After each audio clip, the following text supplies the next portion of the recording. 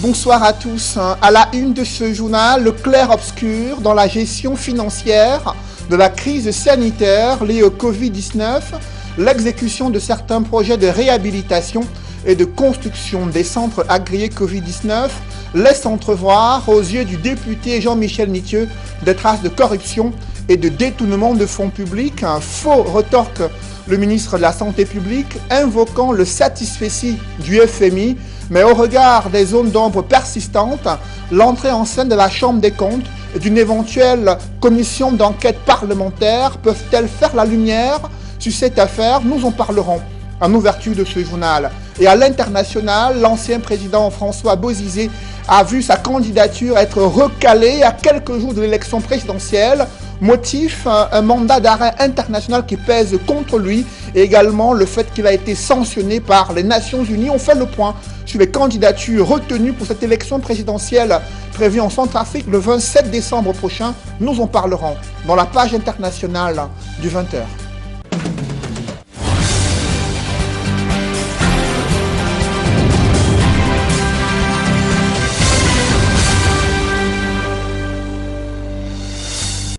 Merci de suivre cette édition complète de l'information sur Equinox Télévision.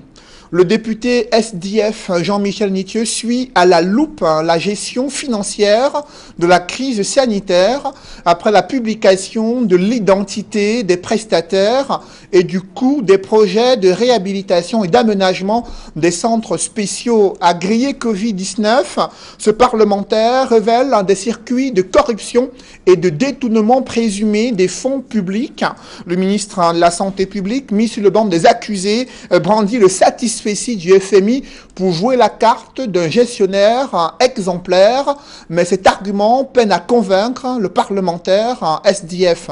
Des précisions avec Gladys Sidier.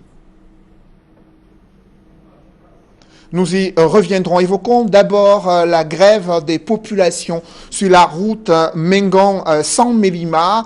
Ils déplorent le non-paiement de leurs droits d'indemnisation alors que le projet a déjà été entamé. Ils ont bloqué les travaux pour manifester leur colère. Des précisions avec Roger Takala et Isabelle Carole Zoupet et Kediara. Nous allons d'abord évoquer, comme vous le voyez en image, celle... Charge de prise illégale d'intérêts, de conflits d'intérêts, de corruption et de détournement de deniers publics.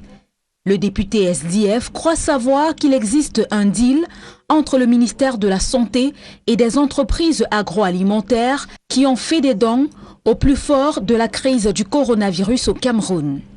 Il dénonce des zones d'ombre dans l'attribution des marchés en vue de l'approvisionnement des kits de dialyse et autres équipements dans la gestion du coronavirus. Selon l'honorable Jean-Michel Nitieux, les coûts des travaux d'aménagement des stades transformés en centres Covid-19 sont élevés. Il note qu'il se dégage une forte odeur de détournement. Au regard des dépenses consenties, l'élu s'interroge. Au lieu de reconstruire un ancien bâtiment pour la prise en charge des patients Covid-19, au lieu d'aménager les stades à cet effet, pourquoi n'a-t-on pas pensé à venir en soutien et à moindre coût aux cliniques privées disposant déjà d'infrastructures immobilières fonctionnelles? Toutefois, contrairement à ce que l'honorable Jean-Michel Nitieux révèle, le ministre de la Santé publique, le docteur Manaouda Malachi, brandit le satisfecit des partenaires internationaux du Cameroun, preuve selon lui de la bonne gestion de cette crise sanitaire. La reconnaissance du Fonds monétaire international qui, à travers son directeur général, a salué le 21 octobre dernier à Washington la transparence dont fait montre notre pays dans l'attribution des contrats aux entreprises dans le cadre de l'exécution de notre plan de riposte contre la pandémie.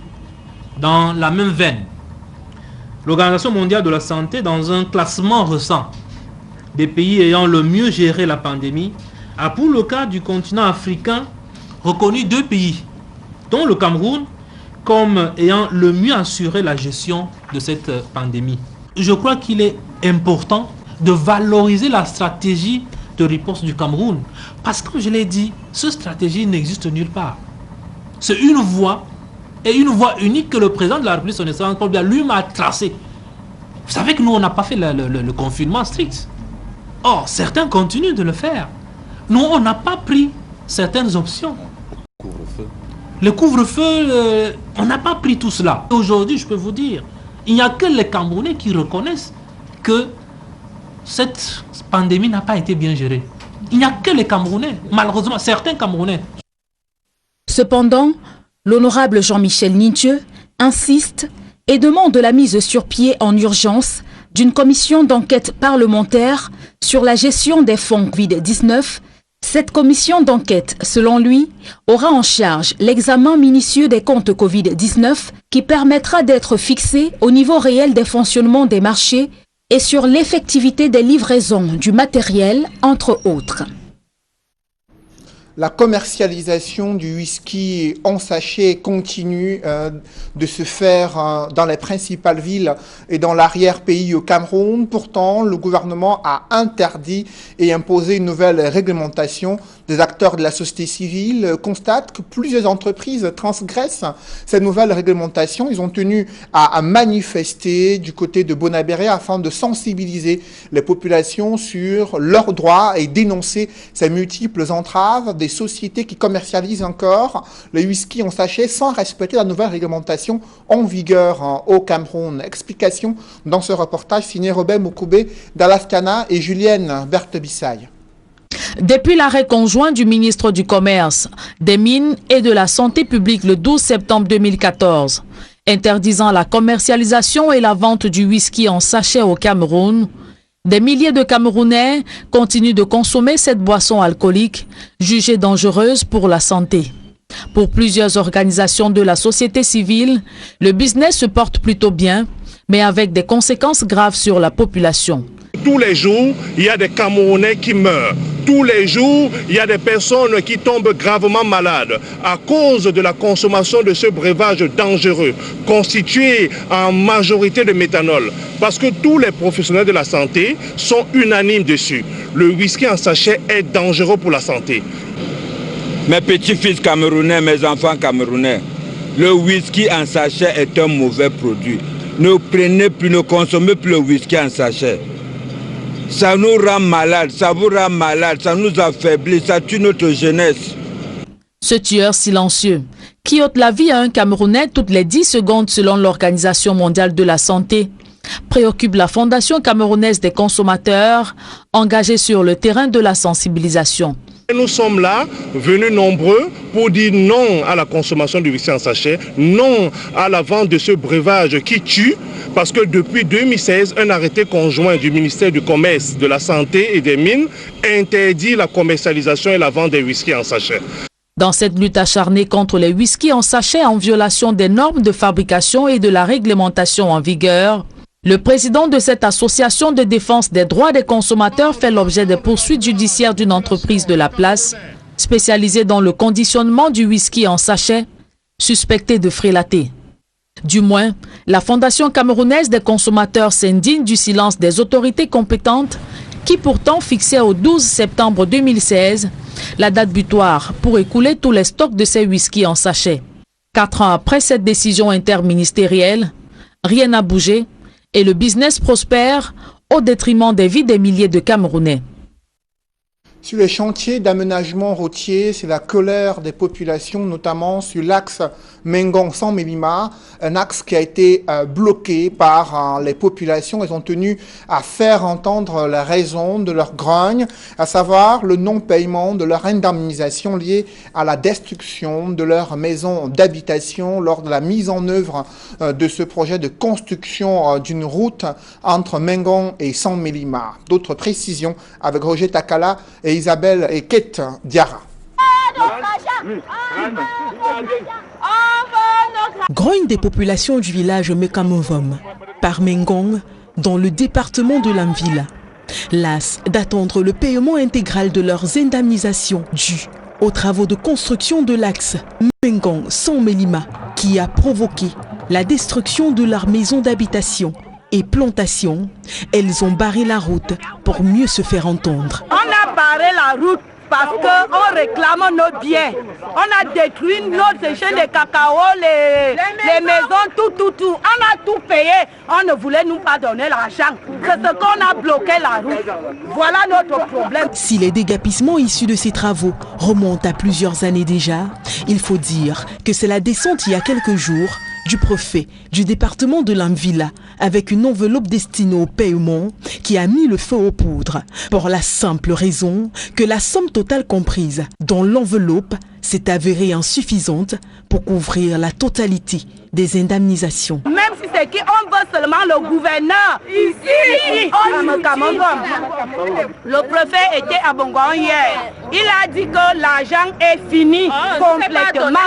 Et on ne nous a pas donné la date. Et on veut l'argent aujourd'hui. La situation a provoqué la tenue d'une réunion de crise organisée par le gouverneur de la région du Sud qui, en présence des chefs traditionnels et des représentants des victimes, a tenu à clarifier les choses. Je reconnais qu'il y a eu comme un déficit d'information. Sur 2 milliards, 200 quelque chose de millions, si on me dit qu'on a payé 2 milliards, c'est une franche minorité qui reste à payer. Au terme de la réunion, il a recommandé aux populations de faire preuve de patience. Nous avons importé d'être patients et d'attendre dans l'ordre. C'est un processus graduel. Donc, je crois qu'ils ont compris le message que je voulais passer. L'État prend au sérieux ses responsabilités. Les engagements de l'État sont toujours honorés.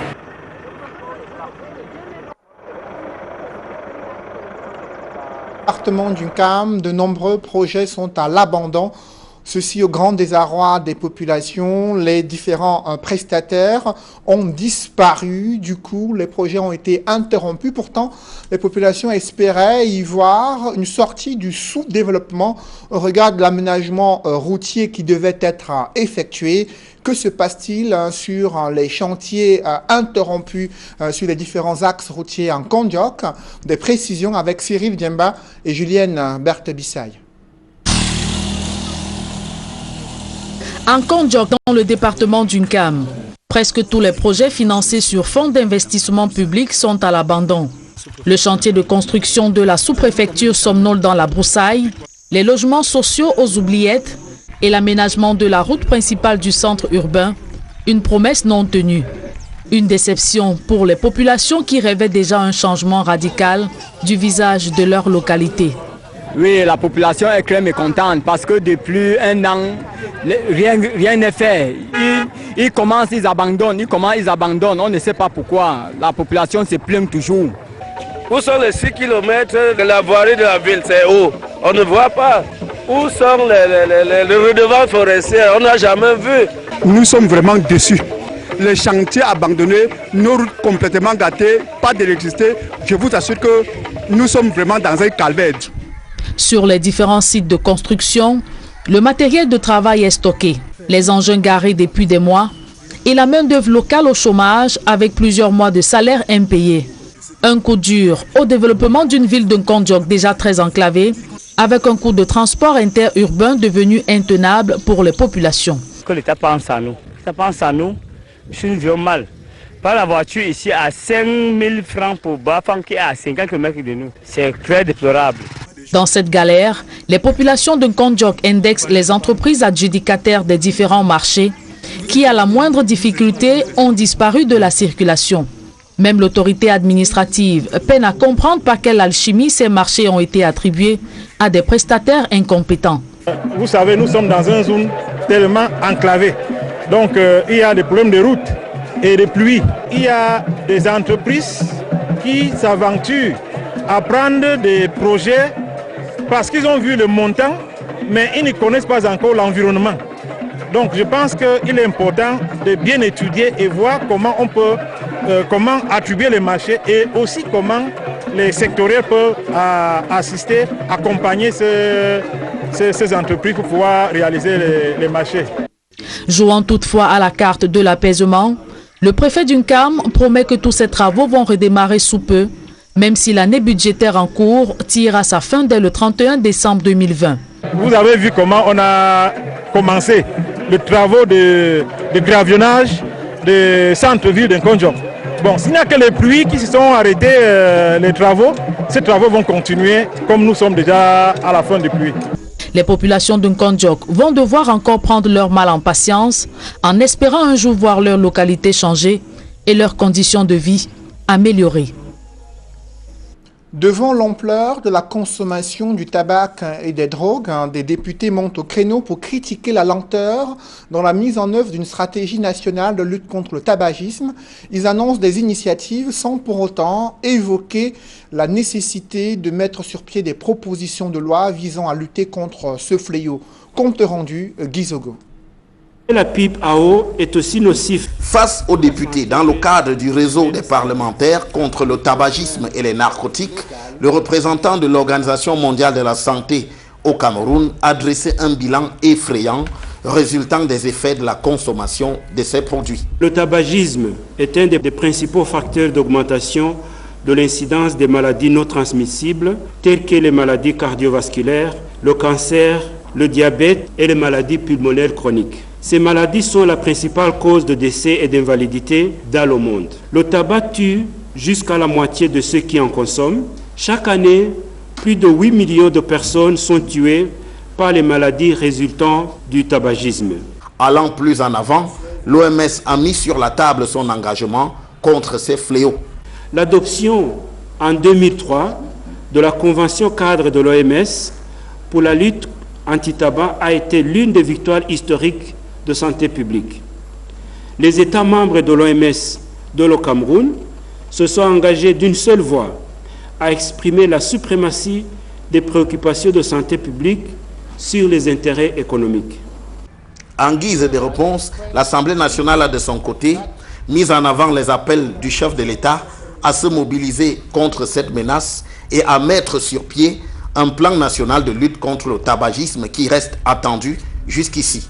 Aussi, l'Assemblée nationale se contente-t-elle de rappeler la fragilité des consommateurs de ces produits et annonce des actions à venir sur le terrain. La pandémie du coronavirus, qui sévit dans le monde depuis la fin de l'année 2019, n'a pas épargné notre pays. Dans ses analyses, la communauté scientifique internationale nous révèle que les consommateurs des produits du tabac sont plus vulnérables face aux formes graves du Covid-19. Ce qui se passe au nord-ouest et sud-ouest et à l'extrême nord est vraiment lié à la consommation de tabac et la drogue. Nous allons commencer à sensibiliser d'abord nos collègues parlementaires et pour mener ce combat dans notre 10 régions par nos points focaux. Sans aucun doute, il y a du pain sur la planche pour les députés sur cette question, visiblement encore pas très bien cernée. Un conflit oppose des commerçants du marché central de Douala à la mairie de la ville. Et pour cause, les commerçants sont courroucés et dénoncent la concession à un privé d'un espace régulièrement acquis à l'époque par le délégué du gouvernement auprès de la communauté urbaine de Douala. Un espace où des centaines de personnes ont été déguerpies dans le cadre d'un chantier routier. Sauf que cette route achevée, les commerçants n'ont plus le droit de revenir sur le site malgré des colossaux investissements financiers qu'ils ont effectué. Reportage d'Alaskana, Claude et Donald Brice Kamgan. En vue aérienne, de nouveaux bâtiments sortis de terre au lieu d'IFAS mosquée au marché central de Douala. Sur ce site, de nouveaux occupants sont installés pour la plupart. Une occupation irrégulière aux yeux du collectif des vendeurs déguerpés ici en 2008. Des vendeurs à qui l'ex-délégué du gouvernement avait consenti de concéder l'espace à la fin du projet de passage de la route objet du déguerpissement. Alors que le processus de leur retour était en vue, le nouvel exécutif de la ville fait obstacle d'après les commerçants. On a été surpris que le supermaire donne une autorisation à une personne qui n'est pas attributaire et n'est pas une victime de déguerpissement pour nous recaser. Et nous avons écrit. Après l'avoir écrit, on a pu le rencontrer. Il nous a demandé d'aller voir M. Kitty. M. Kitty nous a demandé de venir au marché central, que nous sommes recasés, qu'il n'y a pas de problème. Mais curieusement, quand nous sommes revenus, non seulement beaucoup de personnes viennent, on dit que leur place a été vendue, mais en plus même ceux qui perdent les frais de construction de 150 000, ils n'ont pas de reçus. Ils sont plus de 200 d'après des comptes faits par le collectif. Certains se sont découragés au fil de longues procédures administratives. Des commerçants qui ont versé à l'époque des fonds pour la construction de l'espace détruit dans le cadre de l'assainissement. En 1990, nous avons eu l'autorisation de construire, nous avons construit, on a investi environ 40 millions pour construire là-bas. Et puis lors de la façon des travaux du routier, on a déguerpi provisoirement pour les travaux. Et après les travaux, il était question qu'on revienne s'y installer. Très peu souhaitent s'exprimer à visage découvert, pas crainte de représailles d'après le collectif des commerçants de Guerpi. À force de correspondance, le préfet du département du Vouri a orienté les commerçants vers la mairie, mais la situation coince. Monsieur Sonko c'est le confessionnaire. Ce qui fait que ça devient difficile, puisque quand on voit le chef de bloc, c'est des personnes qui n'ont même pas d'abord de documents officiels, qui est l'attribution pour les places au marché central. Et c'est un groupe de personnes qui se sont formées pour pouvoir mettre en retrait ou enlever ceux qui ont des attributions sur la place au marché central. C'est ça le véritable problème. Donc c'est difficile. Contacté par Equinox Télévision, le régisseur du marché central n'a pas souhaité répondre aux griefs soulevés par les commerçants de Guerpi. Ceux souhaitant être réinstallés versent contre une demande d'occupation signée du régisseur la somme de 150 000 francs CFA. Évoquons à présent la journée internationale pour les personnes handicapées, alors que tous les handicaps sont loin d'être visibles. Ces personnes, couches sociales vulnérables, essayent tant bien que mal de mener des initiatives génératrices de revenus afin de ne plus dépendre à la fois de leur famille et de pouvoir faire face aux regards souvent inquisiteurs de la société camerounaise. Évocation avec Steve Eboulet et Cédric Digne. Emmanuel souffre de handicap, comme un peu plus de 6% de la population camerounaise, selon des chiffres de l'Organisation mondiale de la santé. J'ai eu la polio à l'âge de 2 ans. Jusqu'à nos jours, je me suis toujours battu pour aller à l'école. Si Emmanuel a pu s'en sortir aujourd'hui, ce n'est pas le cas de la plupart des handicapés au Cameroun qui souffrent encore du regard marginal du reste de la société. Le regard des autres n'est pas toujours facile à comprendre pourquoi.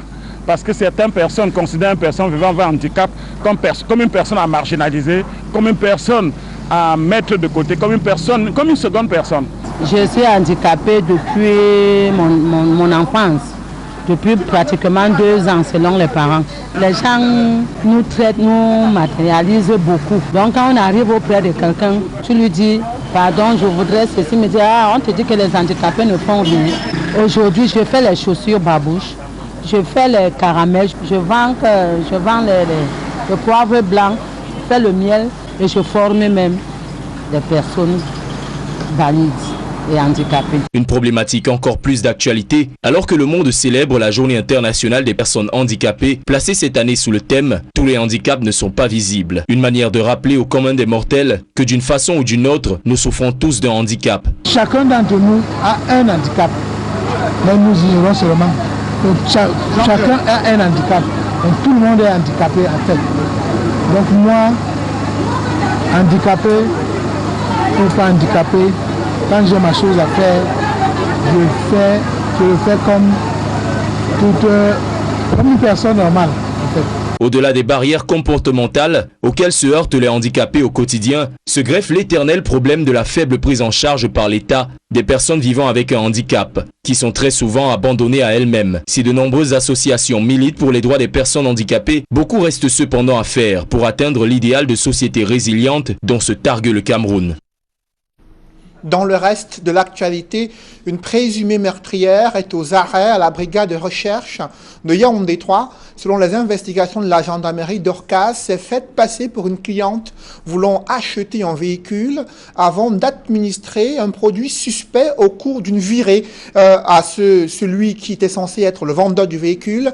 Il en est décédé, elle a été mise aux arrêts ainsi que 2 complices qui l'ont accompagné dans cette sale besogne. Le récit des faits avec Marcelin Gansop.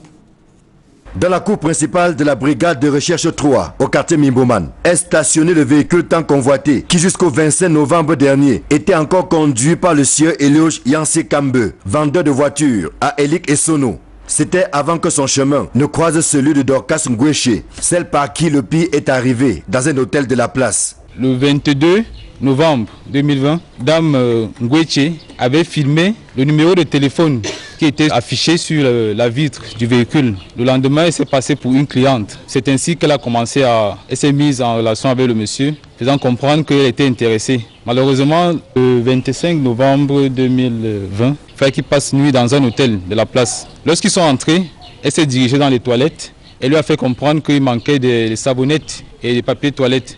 Le monsieur s'est rendu à la réception pour s'en procurer.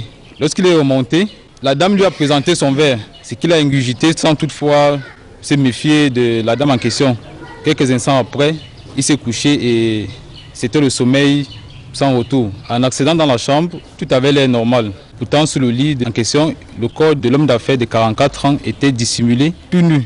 C'est à l'aide du téléphone du défunt que la présumée meurtrière détenait par devers elle que les éléments de la BR3, sous l'impulsion du commandant de compagnie de Yaoundé 3, le chef d'escadron Baudouin Gouya, ont lancé la chasse à l'homme. Le matin, aux environs de 4 heures, elle a appelé sa copine, Igna Biolé, de venir la chercher avec son beau-frère, le nommé Ondoa, qui devait conduire le dit véhicule vers une destination inconnue. Nous avons mené nos investigations à partir du numéro de téléphone du défunt. Nous sommes parvenus à localiser le numéro de téléphone du défunt au quartier Arala, 48 heures plus tard. Sous la supervision du commandant de compagnie, nous avons mené une opération et nous avons pu appréhender les 3 suspects en possession du véhicule. 2 jours plus tard, après leur exploitation, elles sont passées aux aveux. Dans ses aveux, Dorcas Ngoueche va indiquer que son intention n'était pas de tuer, mais de se faire un peu d'argent, question de s'offrir un Eldorado en Europe. Dame Ngoueche nous a fait comprendre qu'elle était à son premier forfait. L'objectif, c'était s'emparer du véhicule et voyager.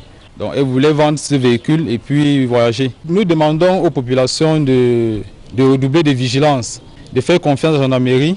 Nous avons le numéro d'urgence, à savoir le 113, et les patrouilles sont dehors. Dans sa chute, la jeune femme de 24 ans entraîne avec elle sa copine, la nommée Nia Biwele Marivonne, ainsi que son beau-frère, Ondoa Christophe. Ce sont ces 2 derniers à l'hôtel. Au petit matin du drame, Christophe Ondoa, servant alors de chauffeur. Le corps de l'infortuné Eloge Yancy est en cours d'autopsie pendant que le trio médite dans les cellules de la brigade de recherche 3 en attendant d'être déféré devant les juridictions compétentes. Dans l'escale internationale, l'ancien président centrafricain recalé dans la course à la présidentielle prévue le 27 décembre prochain. L'invalidation de la candidature de François Bozizé vient d'être annoncée. La Cour constitutionnelle centrafricaine invoque des motifs de rejet. Le candidat François Bozizé fait l'objet d'un mandat d'arrêt international lancé contre lui le 31 mars 2014 devant la justice centrafricaine pour assassinat, séquestration, torture et détournement de fonds publics. L'instance précise que l'ancien président centrafricain fait l'objet de sanctions du Conseil de sécurité de l'ONU. 4 autres candidats ont été recalés pour appartenance à un groupe armé actif et corruption. Il y a donc 17 candidats qui ont vu leur dossier être validé lors des délibérations de la Cour constitutionnelle centrafricaine. Parmi eux figure le chef de l'État centrafricain actuel, Faustin Archange Touadéra. D'autres figures politiques sont en lice. Il s'agit de Anissé Georges Dologuélé, Martin Ziguélé, tous les 2 anciens premiers ministres en Centrafrique. Sylvain Eugène Ngakutu Patassé, le fils de l'ancien président Ange-Félix Patassé. Il faut noter qu'il y a 3 candidatures indépendantes, dont celle de Catherine Samba Panza, elle qui a assuré la présidence par intérim en Centrafrique, ancien maire également de Bangui. Ils sont donc 17 candidats sélectionnés pour l'élection présidentielle prévue le 27 décembre prochain. Un public reportage dans ce journal, excellence et performance scolaire, célébré au collège Duval, situé dans le 5e arrondissement de Douala, un cadre idéal pour la formation des élèves qui souhaitent être parfaitement bilingues et pouvoir disposer des outils leur permettant de mieux comprendre le monde et d'acquérir les connaissances en toute quiétude. Reportage. Le promoteur de Duval International School et le maire de la ville de Douala, unis pour la construction d'un laboratoire multidisciplinaire de pointe. La pose de la première pierre, qui symbolise la naissance de l'infrastructure baptisée Roger Bassadinet, s'est faite en présence d'un parterre d'invités. Le maire de la ville ne tarit pas d'éloges à l'endroit de la prestigieuse institution pour cette contribution majeure pour l'émergence du pays. Je voudrais féliciter encore une fois le promoteur de ce technopole, comme vous l'appelez. Tout ceci doit vous indiquer la volonté de faire de Douala ce qu'ailleurs on appelle une smart city, une cité de l'intelligence, une cité du savoir et une cité de l'innovation, afin que Douala puisse rivaliser avec les meilleures villes dans ce domaine. Je crois que nous avons le potentiel, nous avons l'avantage extraordinaire d'une jeunesse dynamique. De cet espace naîtra donc le plus grand laboratoire technologique d'Afrique centrale, spécialisé dans les domaines génie chimique, génie thermique, génie électrique, génie mécanique et productique, ainsi que la géologie appliquée. Au terme du projet en 2022, naîtra également l'Institut Technologie Duval. La pose de la première pierre du laboratoire Roger Bassadi par le maire de la ville de Douala ouvre de nouvelles portes. Demain, nous ouvrirons donc un laboratoire technologique de pointe qui accompagnera l'ouverture de l'université de Val Institute of Technology. C'est un laboratoire qui viendra donner un coup de pouce important à la recherche au Cameroun et en Afrique. La matérialisation de ces deux projets témoigne davantage de la volonté de l'institution de référence Duval à offrir à ses apprenants une formation de qualité adaptée aux exigences du milieu professionnel de plus en plus compétitif. D'ailleurs, au cours de cette cérémonie, les apprenants ont séduit les invités par la démonstration de leur savoir-faire, notamment avec le club scientifique qui a fabriqué au vu de tous des produits de première nécessité. This ceremony today, it's really a milestone that we have come across.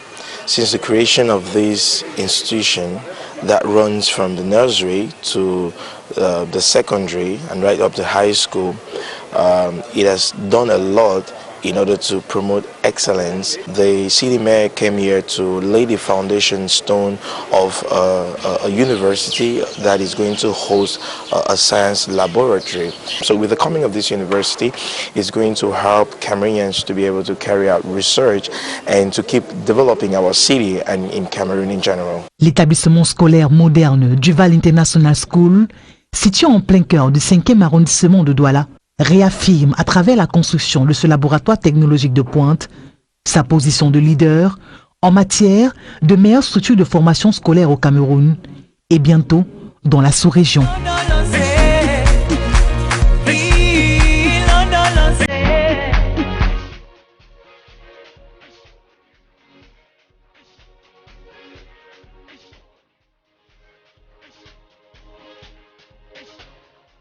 Jerusalema ikayalami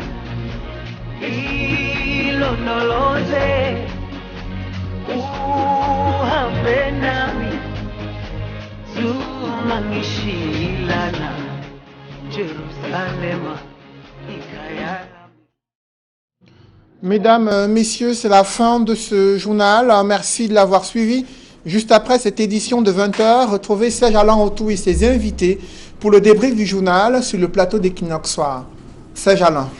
Un achat de véhicule qui tourne au drame dans la ville de Yaoundé. Avec au cœur de cette affaire, une jeune Camerounaise de 24 ans qui rêvait d'aller en Europe.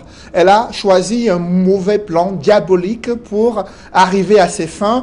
Elle a séduit un vendeur de véhicules se faisant passer pour une dame intéressée par l'achat d'une berline Toyota. Ensuite, les deux se sont retrouvés dans une auberge. Elle a profité de la discrétion de son partenaire pour glisser un produit dangereux.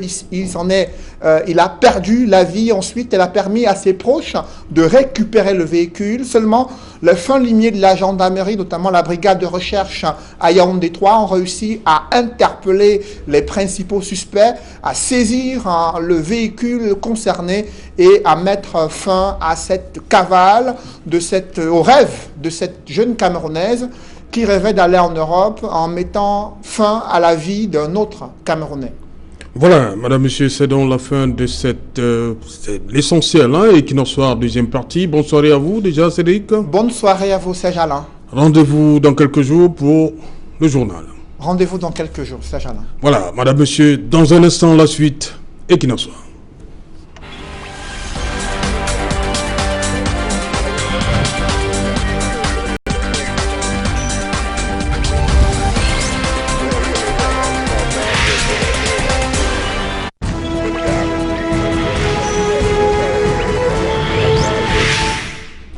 Retour sur le plateau Equinox Soir, deuxième partie, c'est le débrief du journal, toujours en compagnie de Eka Dibobé du PCRN, candidat PCRN dans la Sanaga maritime pour les régionales.